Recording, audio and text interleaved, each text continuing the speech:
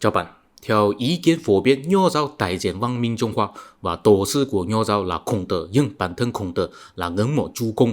Trong video phổ biến hôm nay, mình sẽ trình bày rằng tư tưởng của Chu Công có thể đại diện tinh thần cốt lõi nhất của văn minh Trung Hoa. Nhưng mà sau nhà Hán, tinh thần của Chu Công thực ra đã bị tha hóa. Có thể nói rằng văn minh Trung Hoa sau nhà Hán thực ra là một văn minh đã lão hóa, đã mất đi tính sáng tạo. Theo ý kiến chủ lưu, tinh thần của Chu Công là liên quan đến tư tưởng của thiên mệnh và đó là ghi lại trong thần thơ, tiếng Việt gọi là kinh thơ. Ok, chúng ta biết rằng nhà Chu vốn là một bộ lạc phụ thuộc nhà Thân.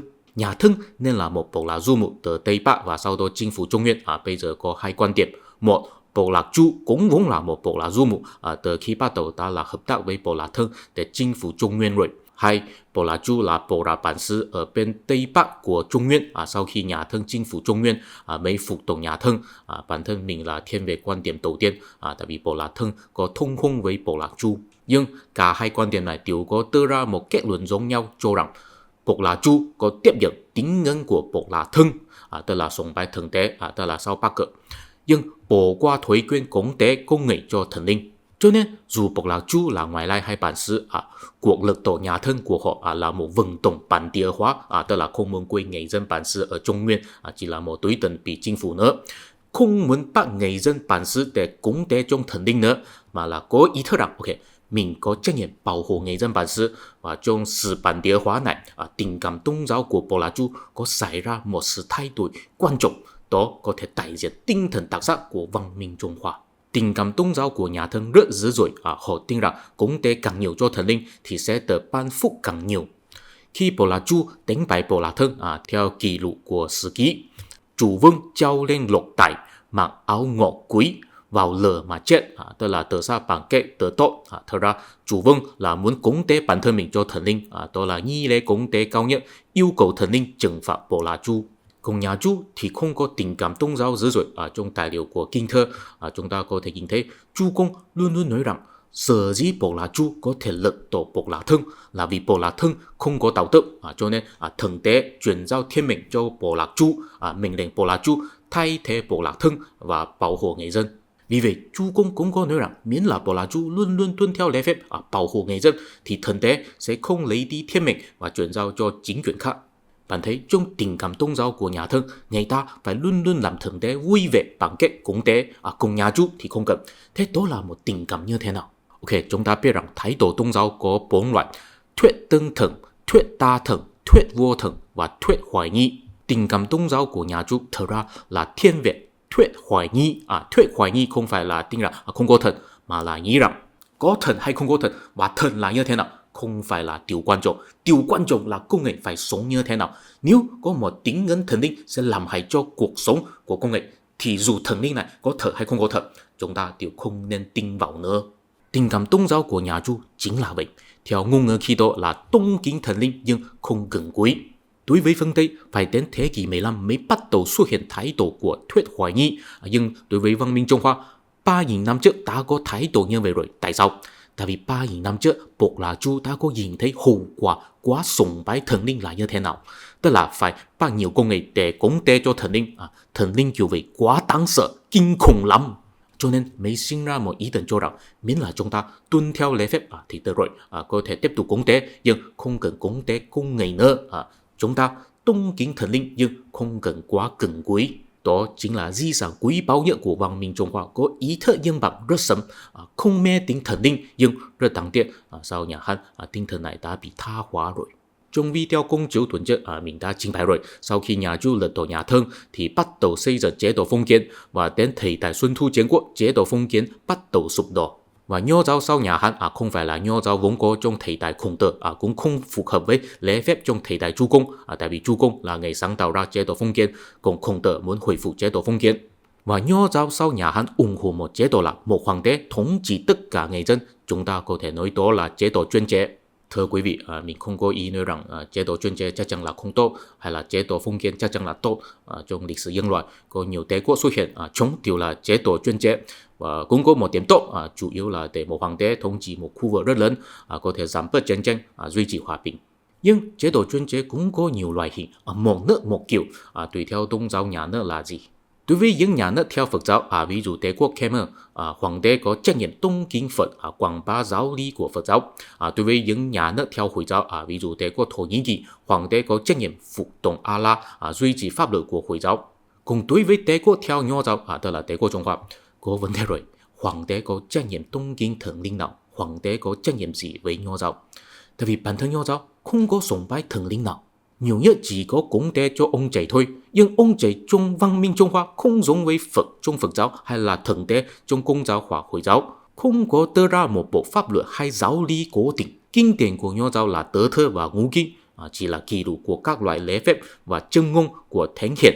Nho giáo vốn là không có một bộ giáo lý thống nhất. Đó cũng là một điều có thể hiểu biết, tại vì Nho giáo là bắt nguồn từ tinh thần Chu công.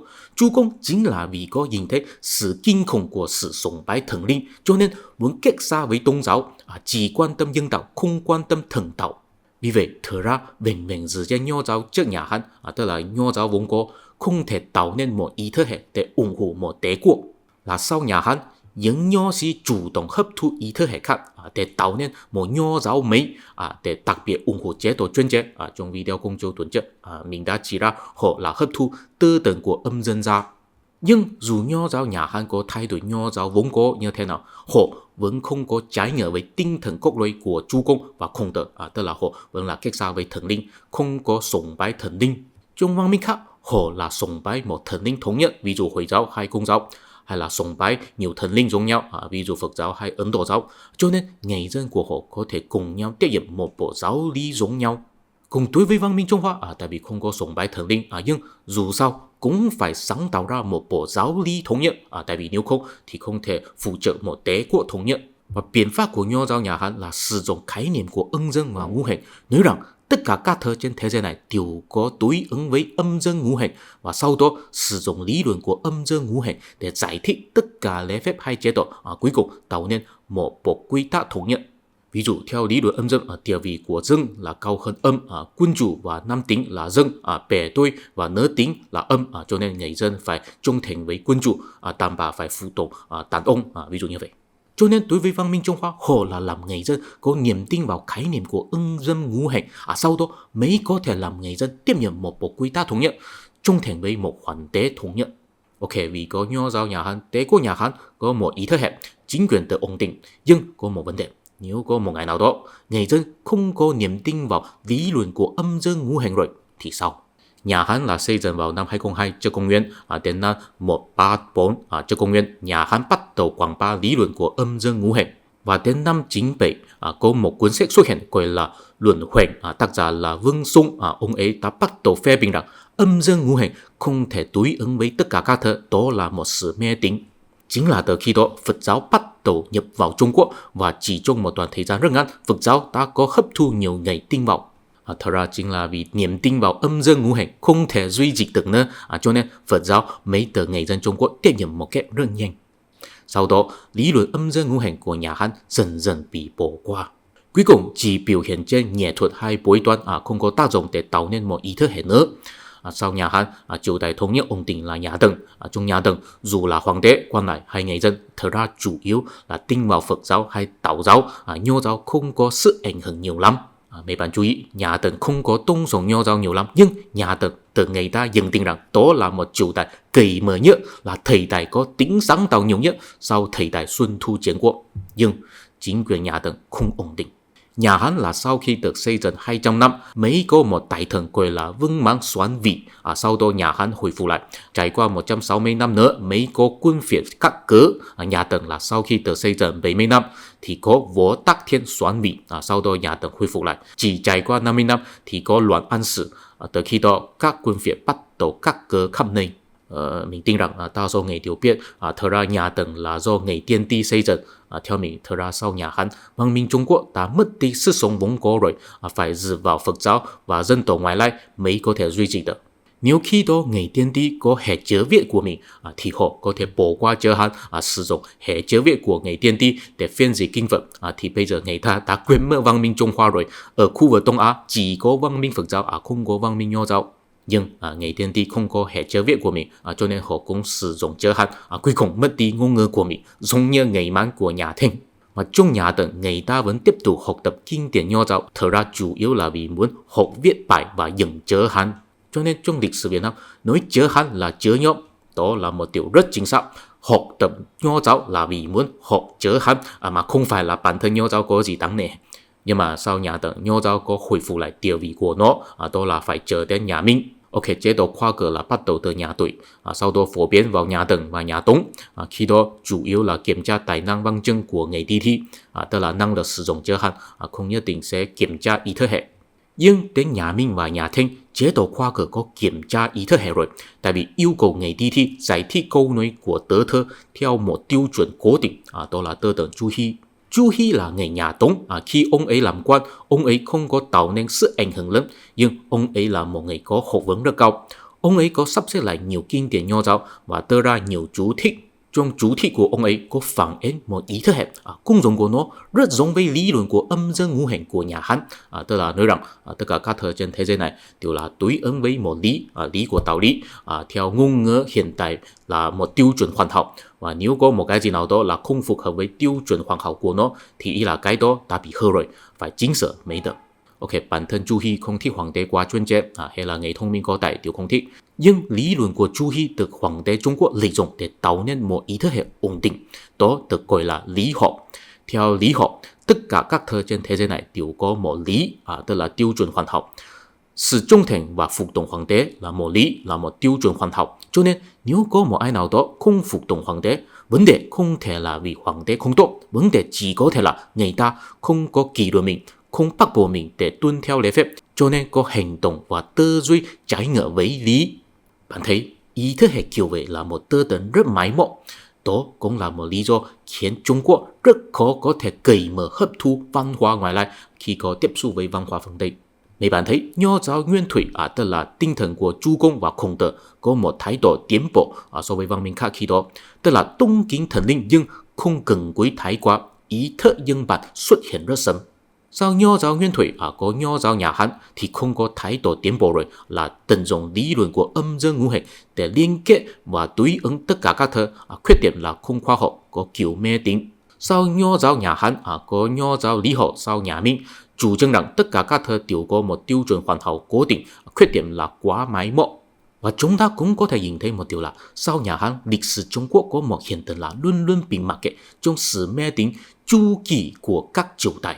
Tức là khi có một triều đại mới thay thế một triều đại cũ, chế độ của họ vẫn là giống nhau, ý thức hệ của họ vẫn là giống nhau, không có tính sáng tạo nhiều lắm. Từ nhà Hán đến nhà Thanh, nho giáo đã trở thành một ý thức hệ máy móc để bắt buộc người ta phục tùng hoàng đế. Tất nhiên, trong cổ đại, sự phục tùng hoàng đế không nhất định là chuyện xấu, nhưng trong trường hợp của văn minh Trung Hoa, hình như là ngoài tăng cường sự phục tùng hoàng đế thì không có chế độ khác và biện pháp khác rồi. Đó là một chủ trương cho rằng văn minh Trung Hoa đã lão hóa rất nghiêm trọng rồi. Giống như một người cao tuổi không thể thay đổi mình để thích hợp hoàn cảnh mới, luôn luôn tận dụng biện pháp cũ để đối phó vấn đề mới. Cho nên bây giờ ngay cả người Trung Quốc ta học tập chủ nghĩa Mác Lênin rồi, nhưng vẫn muốn ủng hộ Tập Cận Bình trở thành tân hoàng đế, vẫn là biện pháp cũ, không có tính sáng tạo.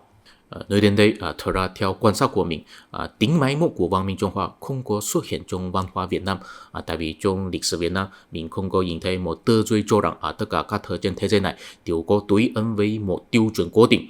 Tư duy này là đặc sắc của người Trung Quốc nhưng không phải là của người Việt Nam. Tất nhiên cũng có thể là mình quan sát sai rồi. Nhưng mà mình cũng có phát hiện một điều là hình như có một số người Việt Nam thiên về tin rằng có một văn minh Bắc Việt, và vì Việt Nam bắt nguồn từ Bắc Việt, cho nên Việt Nam cũng là một văn minh rất lâu dài. Mình không biết ý tưởng này có gì đâu. Đối với mình, văn minh càng lâu thì ý là sẽ càng máy móc, càng thiếu tính sáng tạo. Văn minh càng trẻ thì ý là sẽ càng linh động, càng nhiều tiềm năng. Mình là một người nghiên cứu nho giáo, tiếng mẹ đẻ của mình là tiếng Trung. Mình không thể nói rằng mình không phải là một người trong văn hóa Trung Quốc. Nhưng mà mình có một tính cách là có thể đứng ở bên ngoài Trung Quốc, bình tĩnh quan sát văn hóa Trung Quốc. Có lẽ đó là vì mình không phải là người Trung Quốc. Dựa trên sự quan sát của mình nhận định rằng vì người Trung Quốc vẫn là sử dụng chữ Hán, cho nên không thể thoát ra tư duy cũ của văn minh Trung Hoa, không có tính khả năng nhiều lắm. Là một văn minh đã bị chết rồi nhưng vẫn chưa hoàn toàn cứng nhắc. Mình luôn luôn nói rằng mình làm YouTuber chỉ là vì tiền thôi, nhưng mà ngoài tiền ra, tất nhiên mình cũng hy vọng mình có thể mang lại một số lợi ích cho xã hội. vợ mình là người Việt Nam. Tất nhiên mình cũng hy vọng mình có thể góp phần một chút cho xã hội Việt Nam. Bây giờ mình thấy cống hiến lớn nhất mà mình có thể mang lại, tức là báo cho người Việt Nam văn minh Trung Quốc là máy móc như thế nào, xin tận làm theo.